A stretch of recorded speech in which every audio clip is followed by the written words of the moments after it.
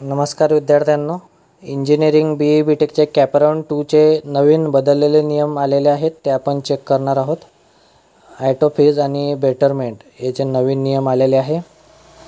तर आता उद्यापासून सेकंड राऊंड सुरू होणार आहे। त्याच्यामध्ये जे वॅकंट सीट आहे इंजिनिअरिंगसाठी सेकंड राऊंडसाठी ते पब्लिश झालेले आहे वेबसाईटवरती, आपण पाहू शकता। CET सेलच्या या वेबसाईटवरती आपल्याला जायचं आहे आणि येथे जे राऊंड केलेलं आहे मी तिथे वॅकन्सी फॉर कॅपराउंड सेकंड इथं जाऊन आपल्याला PDF डाउनलोड करून घ्यायची आहे। त्याच्यामध्ये आपल्याला सीट चेक करायची आहे की कोणत्या कॉलेजला किती सीट्सचे ठिकाण आहे। ठीक आहे। कॅप 2 साठी ऑटो फ्रीजचे जे रूल्स चेंज झालेले आहे त्याच्यामध्ये प्रेफरन्स नंबर 1 to 3 1 ते 3 नंबरचे जे प्रेफरन्स आपण ॲड करू ते ऑटो फ्रीज होऊन जाणार आहेत आणि प्रेफरन्स नंबर 4 पासून जे आपण शेवटपर्यंत जे ऑप्शन ॲड करणार आहात प्रेफरन्स नंबर ते बेटरमेंटसाठी आपल्याकडे अवेलेबल असतील।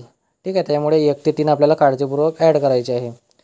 तर सेकंड राऊंडचा फॉर्म भरताना आपल्याला 2 ऑप्शन राहतील, एक म्हणजे जो कॅपराउंड फर्स्ट भरलेला आहे त्याची इम्पोर्ट करायची आहे लिस्ट आणि दुसरं म्हणजे एक न्यू लिस्ट बनवू शकता। ठीक आहे। तुम्हाला जर पहिल्या राऊंडमध्ये जे कॉलेज टाकलेले तेच जर घ्यायचे असतील परत तर तुम्ही इम्पोर्ट करू शकता किंवा नवीन लिस्ट बनवू शकता।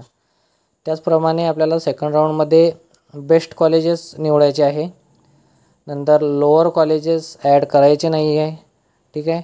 त्यानंतर आपली जे कॉलेज आणि ब्रँच आहे त्याला अपग्रेड करायचे, म्हणजे मागच्या राऊंडमध्ये जे टाकलेले होते आपण त्याच्यापेक्षा बेटर कॉलेज टाकायचे आहे आपल्याला। ठीक आहे। तर इथं एक लक्षात घ्यायचं आहे की आपण कॅप फर्स्टमध्ये क्वांटिटी म्हणजे जास्तीत जास्त कॉलेज ॲड केले होते आणि कॅप 2मध्ये आपल्याला क्वालिटीचेच कॉलेज फक्त ॲड करायचे आहेत।